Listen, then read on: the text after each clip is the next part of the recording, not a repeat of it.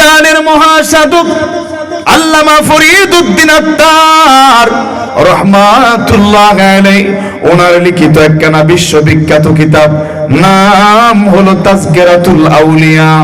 এই তাজকিরাতুল আউলিয়ার মধ্যে আল্লামা ফরিদ উদ্দিন আত্তার রহমাতুল্লাহ আলাইহি এক মহান মনীষীর জীবন পরিবর্তনকারী একটা ঘটনা এনেছেন।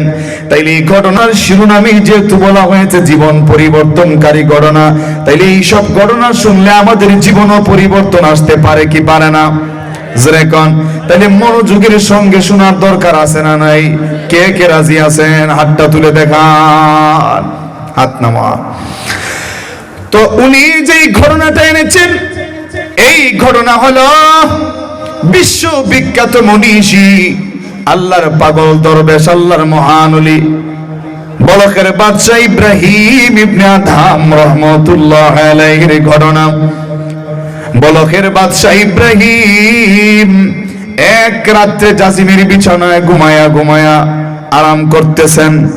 এমন সময় শোনা যায় ওনার ঘরের ছাদের উপরে কে যেন হেঁটে হেঁটে যাচ্ছে। উনি জিজ্ঞেস করলেন, কে? বলে, বাদশা আমি একজন মুসাফির, আমি সফরে বের হয়েছিলাম, আমার বাহন ছিল একটা ঘোড়া, যেই ঘোড়াটা নিয়ে আমি সফরে বের হয়েছিলাম। হঠাৎ এক জায়গায় এসে আমার একটু ক্লান্তি লাগলো, একটু বিশ্রাম নেওয়ার জন্য গাছের নিচে আমি একটু হেলান দিয়া শুয়েছিলাম। তন্দ্রা চলে আসলো, একটু ঘুম লেগে গেল। ঘুম থেকে জাগ্রত হইয়া দেখি আমার ঘোড়াও নাই, আমার সফরে যে বের হয়েছিলাম কিছু সামানা ছিল তাও নাই।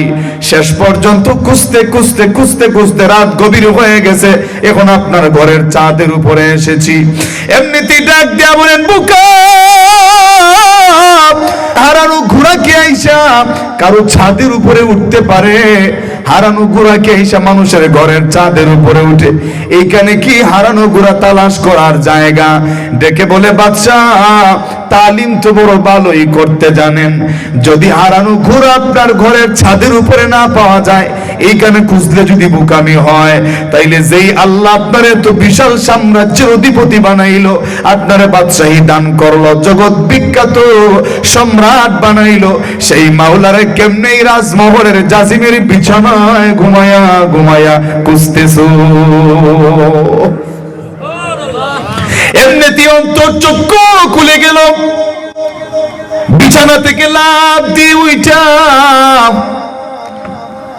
এক দৌড়ে চলে গেছে বাড়ির গেইটের সামনে যা দেখে দারোয়ান একটু ঘুমাইতেছে।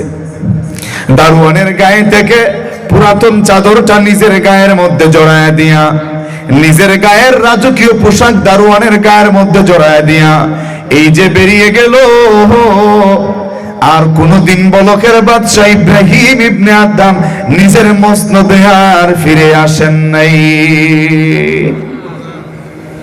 বহুদিন হয়ে গেল, খোঁজ নাই, খবর নাই, সবাই খুঁজতেছে কোথায় গেল আমাদের এমন বাদশা, কোথায় গেল এমন মহান ব্যক্তি যার জীবনে একটা কলঙ্কের দাগ নাই, ন্যায় পরায়ণ বাদশা। এমন বাদশা কি আর পাওয়া যায়? সবাই পাগল পারা হয়ে খুঁজতেছে, আর পাইল না। বহুদিন পর বাদশার এক পুত্র হরিণ শিকারে বের হয়েছে দজলা নদীর তীরে। হরিণ শিকারে বের হইয়া বলতে পারেন, হুজুর নদীর কিনারে আবার হরিণ শিকার করব কেমনে? বাংলাদেশের মধ্যে সুন্দরবন আছে না নাই? গুগলে সার্চ করলে দেখবেন, ইউটিউবে সার্চ করলে দেখবেন, না গেলে অত দেখা যায় এখন মোবাইলের মধ্যে দেখবেন, মধ্যখান দিয়ে বহমান নদী আর দুই পাশ দিয়ে হইল জঙ্গলা। এরকমই একটা নদীর নাম ছিল দজলা। এই দজলা নদীর দুই পাশে ছিল জঙ্গল, মধ্যখান দিয়ে বহমান নদী। তো এই জঙ্গলে নদীর তীরে, দজলা নদীর তীরে জঙ্গলায় বের হয়েছে বাদশার পুত্র হরিণ শিকারে। কয়েকজন সৈন্য সামন্ত লইয়া যখন বের হয়েছে, এমন সময় শোনা যায় গভীর জঙ্গলে জিকিরের আওয়াজ। সুবহানাল্লাহ, শোনা যায় জিকিরের আওয়াজ। জিকিরের আওয়াজ শোনার পরে বাদশার পুত্র ভাবলো, কি ব্যাপার, যেখানে আমি হরিণ শিকার করার জন্য এসেছি, এখানে তো বাঘ থাকার কথা, ভাল্লুক থাকার কথা, এখানে কেমন করে রে মানুষের জিকিরের আওয়াজ আসতে পারে? যেই বনে হরিণ আছে এই বনে বাঘও আছে না নাই? জোরে কোন। যেখানে বাঘ নাই সেখানে হরিণ নাই, যেখানে হরিণ নাই সেখানে বাঘ নাই। এমনিতেই বাদশার পুত্র গভীর জঙ্গলের ভিতরে যখন পৌঁছলো, একটু একটু করে সামনে যায়, যত কাছে যায় জিকিরের আওয়াজ আইসা কানের মধ্যে ধাক্কা লাগে। মূলত এই আওয়াজ কানে লাগে না, অন্তরের কানের মধ্যে যাইয়া ধাক্কা লাগে, ঠিক কিনা? লা ইলাহা ইল্লাল্লাহ, লা ইলাহা ইল্লাল্লাহ, লা ইলাহা ইল্লাল্লাহ, লা ইলাহা, লা ইলাহা ইল্লাল্লাহ, লা ইলাহা ইল্লাল্লাহ, লা ইলাহা ইল্লাল্লাহ, লা ইলাহা, লা ইলাহা ইল্লাল্লাহ, লা ইলাহা ইল্লাল্লাহ, লা ইলাহা ইল্লাল্লাহ, লা ইলাহা। এইভাবে যখন জিকিরের আওয়াজ আইসা কানের মধ্যে লাগে, কিন্তু ধাক্কাটা তো অন্তরের মধ্যে যাইয়া লাগে। কাছে যাইয়া দেখে একজন মানুষ একটা চাদর দিয়ে নিজের গাটারে আবৃত করিয়া মাথা নিচের দিকে দিয়ে এইভাবে আল্লাহর নামের জিকিরে মগ্ন। কাছে যাইয়া সালাম দেয়, জবাব নাই, ডাক দেয়, কোনো জবাব নাই। এবার বাদশার পুত্র একটু আবেগের জায়গা থেকে চাদরটা সরাই দিছে, দেখা লাগবে কে, কথা কেন বলে না। যেই মাত্র চাদরটা সরাইছে, এমনিতেই তাকায় দেখে উনি আর কেউ না, বলকের হারিয়ে যাওয়া বাচ্চা, তার আপন পিতা হযরত ইব্রাহিম ইবনে আদম রাহমাতুল্লাহ আলাইহি। বন্ধুগণ, এই দৃশ্য দেখার পর ছেলে চোখের পানি ছেড়ে দিয়ে কান্দে। আব্বাজান, আপনি কোন দুঃখে বেরিয়ে আসলেন, কাউরে কিছু বললেন না? আপনি তো জানেন আপনার উজিরিনা যে আপনার প্রজারা আপনার জন্য কত পাগল, তাদেরকে হয়তো নাই বা জানাইলেন, কিন্তু পরিবারের লোকদেরকে তো আপনার জানানো উচিত ছিল। ওই যে বেরিয়ে আসলেন, আপনার জন্য কত কান্না করেছি, এখনো রাতের বেলা কান্দি। কেমনে আপনি আমারে ভুলে গেলেন? সবাই হয়তো ভুলে গেলেন, রাজত্বের মায়া ছেড়ে দিলেন, কিন্তু আমি তো আপনার সেই আদরের সন্তান, যাকে ছাড়া আপনি রাতের বেলা ঘুমাইতে যাইতেন না গো আব্বাজান। আমি তো আপনার সেই সন্তান, যাকে ছাড়া আপনি এক বেলা খাবার খাইতেন না। আমি তো আপনার সেই সন্তান, কোথাও বের হওয়ার পূর্বে আমার কপালে আপনি চুমু দিয়ে বের হইতেন। এই যে বের হয়ে আসলেন রাতের গভীরে, কেউ জানে না কোথায় আছেন, কোনো সন্ধান নাই, কোনো খোঁজ নাই, খবর নাই। বহু বছর হয়ে গেল, কত মানুষ আপনার জন্য কাঁদতে কাঁদতে পাগল পারা। আপনি কেমনে রাজত্বের মায়া ছেড়ে দিলেন, চলে আসলেন কোন দুঃখে? আপনি কি ভুলে গেছেন আপনি যে এক সময় বলকের প্রতাপশালী বাদশা ছিলেন? এমনিতেই ডেকে বলে, বাবারে আমারে আর বলকের বাদশা বইলা লজ্জা দিবি না, আর বাদশা বইলা আমারে সম্বোধন করবি না। এখন আমি আর বলকের বাদশা নই, আমি এখন আমার মাওলার কদমের দাসে পরিণত হয়ে গিয়েছি।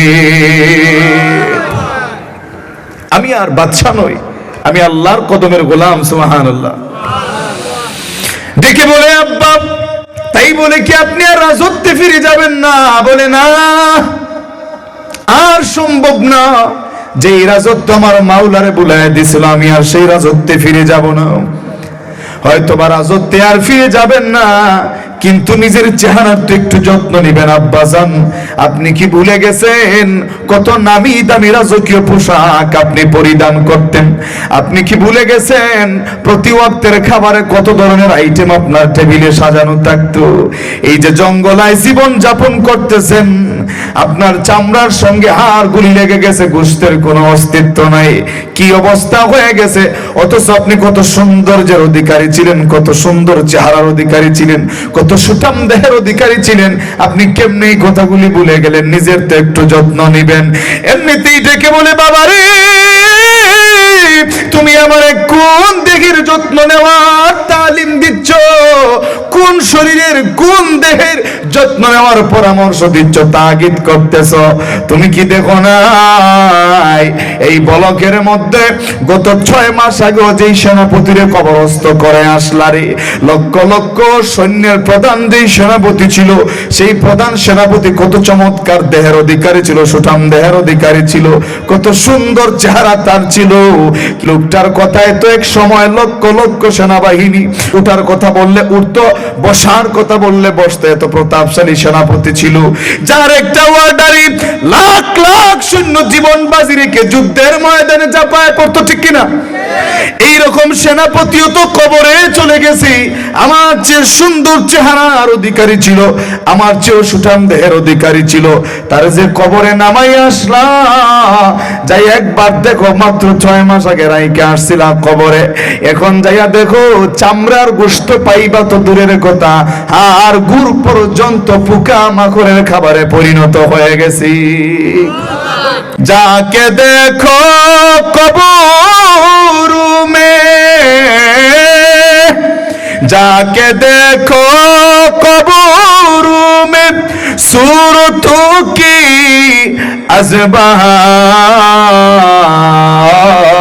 अज़बार, तन बदन सब खुल गई है, तन बदन सब खुल गई है, शक्ल सूरत क्या हुई है আমার সন্তান, তুমি কোন শরীরের যত্ন নেওয়ার কথা বলতেছ রে, যা কিছুদিন পরে পোকামাকড়ের খাবারে পরিণত হয়ে যাবে? তুমি কি দেখো না কত নামি দামি লোকগুলি যে কবরে রাইকে আসছো, তাদের অস্তিত্ব বিলীন হয়ে গেছে, কবরগুলি ভেঙ্গে গেছে, হাড় গুড় পর্যন্ত অস্তিত্ব শেষ হয়ে গেছে। কাজেই তুমি কোন দেহের যত্ন নেওয়ার কথা বলতেছো রে বাবা? এটা তো পোকামাকড়ের খাবারে পরিণত হয়ে যাবে। কাজেই পোকামাকড়ের খাবারকে সাজানো গোছানোর কাজ না কইরা পরকাল কেমনে সুন্দর করা যায়, মাওলার নৈকট্য কেমনে হাসিল করা যায়, সেজন্য তুমিও রাজত্বের মায়া চাইরা আমি বাবার মতো মাওলার গোলামিতে নাম লেখা দাও। সুবহানাল্লাহ। জীবনের মালায় মনের হেলায় গেথেছি যত ফুল, কবরে এসে দেখি যে হায়, কবরে এসে দেখি যে হায়, যাহা করেছি সবই ভুল। আল্লাহুম্মা সাল্লি